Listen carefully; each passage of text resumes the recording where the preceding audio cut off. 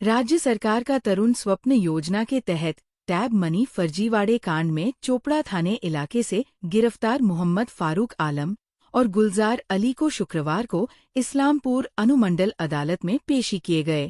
Police की मांग पर अदालत ने दोनों आरोपी को 2 दिनों के ट्रांजिट रिमांड पर भेजने के निर्देश दिए हैं।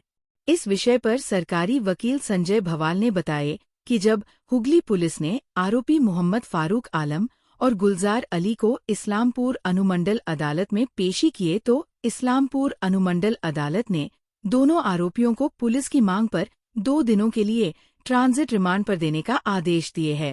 उनके चोपड़ा থেকে অ্যারেস্ট করে ট্যাব জালিয়াতির ঘটনায় নিয়ে আসা হয়েছিল। হ্যাঁ, দেখুন আজকে Hooghly rural cyber crime PS case number 9/2024 এই কেস কানেকশনে আজকে মোহাম্মদ ফারুক আলম এবং গুলজার আলীকে অ্যারেস্ট করা হয়েছে এবং এদের আজকে রানাঘাট কোর্টের কাছে ফরওয়ার্ড করা হয় এবং এদের 2 ডেজ ট্রানজিট রিমান্ডের পেয়ার করা হয়।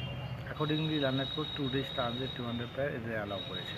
মানে এই যে অভিযুক্ত যে দুজনকে অ্যারেস্ট করা হচ্ছে, মানে এদের মানে কি ক্লু ধরে এদের কাছে অ্যারেস্ট করা হয়েছে বা একটু যদি বিস্তারিত। দেখুন, এদের হয়েছে মোহাম্মদ ফারুক, তার মধ্যে আছে এদের আইপিডিআর একটা অ্যানালাইসিস হয়েছিল, সেটা থেকে দেখা যাচ্ছে যে মোহাম্মদ ফারুক আলম ম্যানিপুলেটেড করেছে স্কুল পোর্টাল অ্যাকাউন্ট, যে কারণে একে অ্যারেস্ট করা হয়েছে এবং এই অ্যাকিউজড গুলজার আলীও এই কেসে ইনভলভ রয়েছে, তার অ্যাকাউন্টে টাকা ক্রেডিট হয়েছে।